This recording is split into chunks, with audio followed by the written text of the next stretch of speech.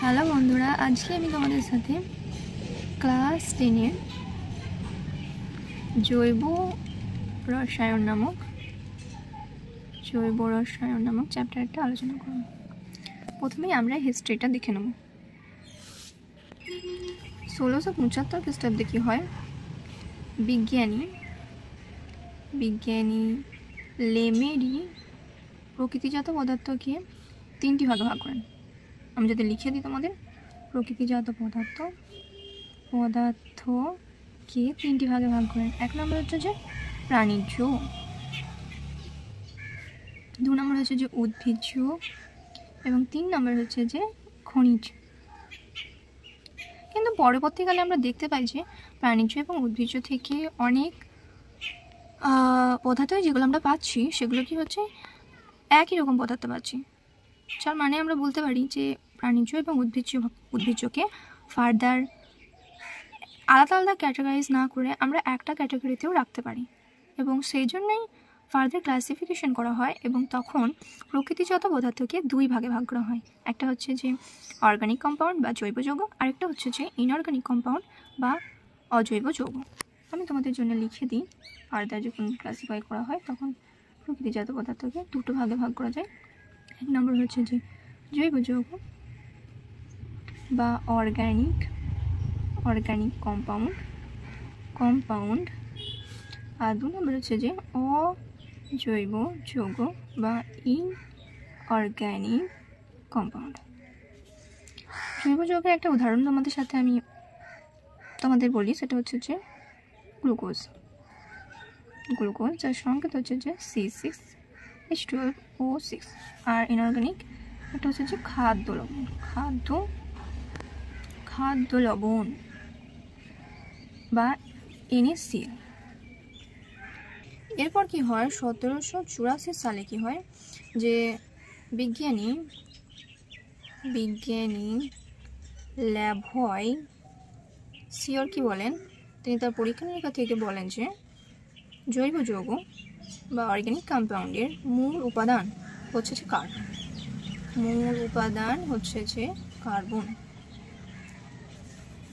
এছাড়াও কার্বন ছাড়াও যেমন অন্যান্য পদার্থ পাওয়া যায়, যেমন হচ্ছে oxygen, nitrogen, sulphur, phosphorus, hydrogen, but তিনি বলেন যে মূল উপাদানটা হচ্ছে কার্বন। এরপর 1815 খ্রিস্টাব্দে বিজ্ঞানী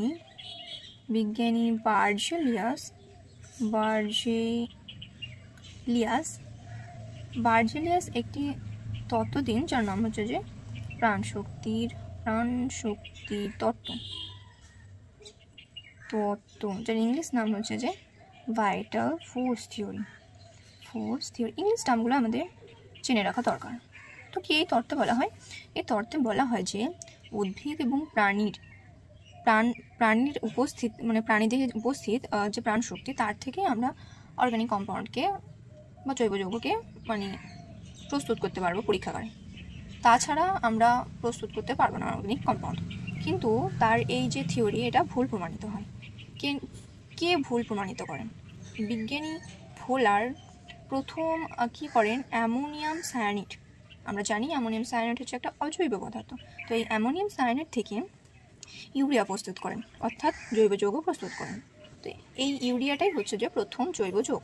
তো আমরা যদি লিখে নিই যে অ্যামোনিয়াম সায়ানাইড থেকে কি প্রস্তুত করেন তিনি? ইউরিয়া। এটা হচ্ছে যে একটা অজৈব পদার্থ, অজৈব যৌগ বলি, আর এটা হচ্ছে যে জৈব যৌগ। তোমাদের পরীক্ষায় এই কোয়েশ্চেনটা আসতে পারে যে প্রথম জৈব যৌগ কোনটা। তো সেক্ষেত্রে তোমরা বলবে যে ইউরিয়ার সংকেতটা হচ্ছে যে NH2CO,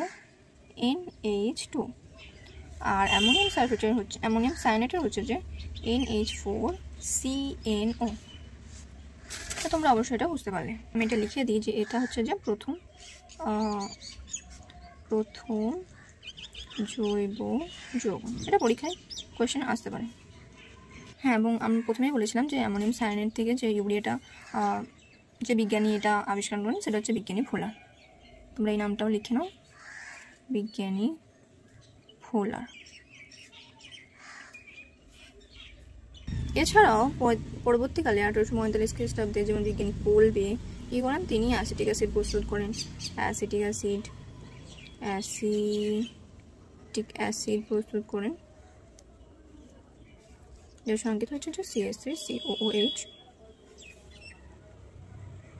1856 খ্রিস্টাব্দে বিজ্ঞানী বার্থেলো কি করেন, মিথেন তৈরি করেন।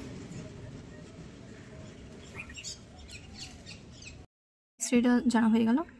এরপর যেটা আমাদের জানতে হবে যে জৈব যৌগ, এটা বলতে আমরা আসলে কি বুঝি। বিভিন্ন বিজ্ঞানী তাদের বিভিন্ন মতামত প্রকাশ করার পর ফাইনালি যেটা ডিসাইড হলো সেটা হচ্ছে যে জৈব যৌগ বা অর্গানিক কম্পাউন্ড বলতে আমরা এর মূল উপাদানকে আমরা কার্বন বলতে পারি, কিন্তু কার্বনের সঙ্গে সঙ্গেও বিভিন্ন ধরনের যৌগ থাকে, যেমন হচ্ছে নাইট্রোজেন, ফসফরাস, সালফার। যদি আমি লিখি যে জৈব যৌগ বলতে আমরা কার্বন ঘটিত যৌগকে বলি, কার্বন ঘটিত যৌগকে বলি। কিন্তু এই ডেফিনেশনটা একটু কন্ট্রোভার্সি রয়েছে, কারণ যদি আমরা কার্বন ঘটিত যৌগকে যদি আমরা বলি যে সেটা হচ্ছে অর্গানিক কম্পাউন্ড, তাহলেও ভুল বলা হবে। কারণ যদি কার্বন ডাই অক্সাইড অথবা কার্বনের যে বিভিন্ন রকম অক্সাইডগুলো আছে, এছাড়া হাইড্রোজেন সায়ানাইড আছে, তাহলে ধরুন যে এগুলোকেও কার্বন ঘটিত যৌগ হয়, এগুলোকেও আমাদের জৈব যৌগ বলতে হবে, কিন্তু এগুলো আদৌ জৈব যৌগ নয়। তার জন্যে জৈব যৌগের যে ডেফিনেশনটা হয় সেটা আমি তোমাদের লিখে দিচ্ছি। যেটা আমরা বুঝতে পারলাম কার্বন থাকলে যে সেগুলোকে আমরা জৈব যৌগ বলতে পারবো, সেটা নয়। তার জন্য জৈব যৌগের এই ডেফিনেশনটা ঠিক, যে কার্বনের বিভিন্ন অক্সাইড, কার্বনেট, হাইড্রোজেন, সায়ানাইড, ধাতব সায়ানাইড, সায়ানিড, থায়োসায়ানিড, কার্বন ডাইসালফাইড ইত্যাদি যৌগগুলি ছাড়া কার্বনের যে বিশাল সংখ্যক যৌগের মধ্যে কার্বনের ক্যাটিনেশন ধর্ম, সমবায়তা প্রভৃতি বৈশিষ্ট্যগুলি দেখা যায়, তাদের জৈব যৌগ বলে। এখন ক্যাটিনেশন ধর্মটা কী এবং সমাবয়বতাটা কী এটা তোমরা বুঝতে পারবে না, তো আমি নেক্সট ভিডিওতে তোমাদের এটা সম্পর্কে বলে দেবো। তোমরা আপাতত এই ডেফিনেশনটা মনে রাখবে। এরপর যেটা আমরা পড়বো বা যেটা তোমাদের পরীক্ষায় বেশিরভাগ সময়ই আসে, সেটা হচ্ছে জৈব যৌগ এবং অজৈব যৌগের মধ্যে পার্থক্যটা কী। তো জৈব যৌগ এবং অজৈব যৌগের মধ্যে যে পার্থক্যটা সেটা আমি তোমাদের বলবো। জৈব যৌগ এবং অজৈব যৌগের মধ্যে পার্থক্য।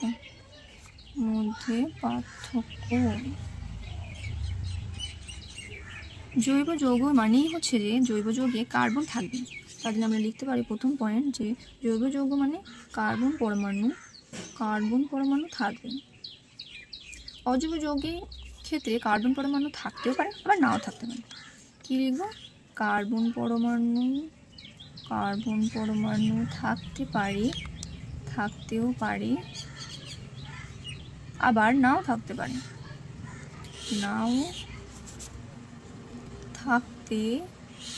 পারে। 2 নম্বর পয়েন্ট যদি বলি আমরা যে কার্বন মানে জৈব যৌগগুলি প্রধানত বা সাধারণত বলতে পারি সমযোজী যৌগ হয়। কী হয় এগুলো? তো আমি সমযোজী যৌগ হয়, আমি শুধুমাত্র লাইনটুকু লিখে দিচ্ছি, তোমরা সুন্দরভাবে খাতায় নোট করবে। আর কি বলছে, অজৈব যৌগগুলো মূলত তড়িৎযোজী যৌগ হয়। তোমরা নিশ্চয়ই জানবে যে যা হোক আমি বলে দিচ্ছি। সমযোজী যৌগ মানে যে সমস্ত যৌগগুলো ইলেকট্রন পেয়ারের মাধ্যমে বন্ড ফর্মেশন করে। আর তড়িৎযোজী যৌগ হচ্ছে সেইগুলো যেগুলো ক্যাটায়ন এবং অ্যানায়ন যুক্ত হয়ে যৌগটা তৈরি হয়, যেমন হচ্ছে NaCl। তো জৈব যৌগগুলো মূলত সমযোজী যৌগ হয় এবং অজৈব যৌগগুলি মূলত তড়িৎযোজী যৌগ হয়ে থাকে। 3 নম্বর পয়েন্ট যদি আমি বলি সেটা হচ্ছে জৈব যৌগের গলনাঙ্ক স্ফুটনাঙ্কটা কি হয়। গলনাঙ্ক ও স্ফুটনাঙ্ক মূলত কম হয়। কেন কম হয়? কারণ এখানে বন্ড থাকায় তড়িৎযোজী যৌগের থেকে কম হয়, কিন্তু বিপরীতভাবে অজৈব যৌগের ক্ষেত্রে গলনাঙ্ক স্ফুটনাঙ্কটা আমার লেখাটা খুব একটা সুন্দর হচ্ছে না, তোমরা অবশ্যই সুন্দরভাবে লিখবে। স্ফুটনাঙ্কটা বেশি হয়। এবার যদি আমি বলি কেন বেশি হয়, কারণ যেহেতু অজৈব যৌগগুলো মানে তড়িৎদ্যুতি যৌগগুলো ক্যাটায়ন এবং অ্যানায়ন দিয়ে তৈরি হয়, এদের মধ্যে স্থির চারিত্রিক আকর্ষণ বল ক্রিয়া করে। যখন আমরা এটাকে হিট করে ভাঙতে চাইবো আয়নিয়ে, তখন প্রচুর পরিমাণে হিট দিতে হবে, তার জন্যে গলনাঙ্ক এবং স্ফুটনাঙ্ক এর বেশি হয়। 4 নম্বর পয়েন্ট যদি বলি যে জৈব যৌগগুলো গলিত অবস্থায় বা দ্রবীভূত অবস্থায়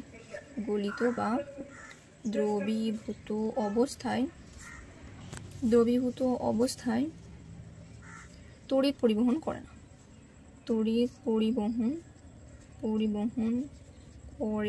না। কিন্তু অজৈব যৌগগুলি তড়িৎ পরিবহন করে। তড়িৎদ্যুতি যৌগগুলি বা অজৈব যৌগগুলি গলিত বা দ্রবীভূত অবস্থায় তড়িৎ পরিবহন করে।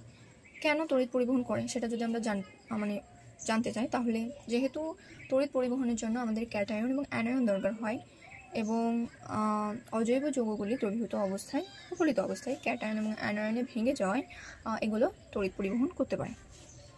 5 নম্বর যদি বলা হয় বা 5 নম্বর যদি বলি পয়েন্ট, যে জৈব যৌগগুলি সাধারণত অধ্রুবীয় দ্রাবকে দ্রবীভূত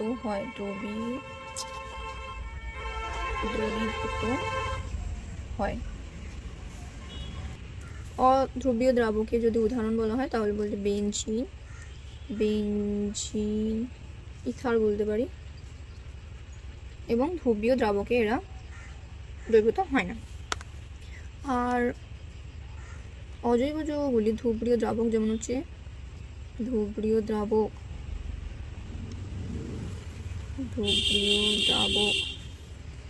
তো অধ্রুবীয় দ্রাবকে দ্রবীভূত হয়, যেমন বেনজিন ইথার, কিন্তু ধ্রুবীয় দ্রাবকে দ্রবীভূত হয় না। আর অজৈব যৌগগুলি ধ্রুবীয় দ্রাবকে দ্রবীভূত হয়, কিন্তু অধ্রুবীয় দ্রাবকে দ্রবীভূত হয় না। 6 নম্বর পয়েন্ট যদি আমরা বলি, জৈব যৌগগুলো পলিমার গঠন করতে পারে, কিন্তু অজৈব যৌগগুলো পলিমার গঠন করতে পারে না। তো আজকের জন্য এ পর্যন্ত। পরবর্তী ভিডিওতে আমরা ক্যাটায়নের ধর্ম এবং সমবায়িতা সম্পর্কে আলোচনা করব। কেমন ভিডিওটা হয়েছে অবশ্যই কমেন্ট করে জানাবেন।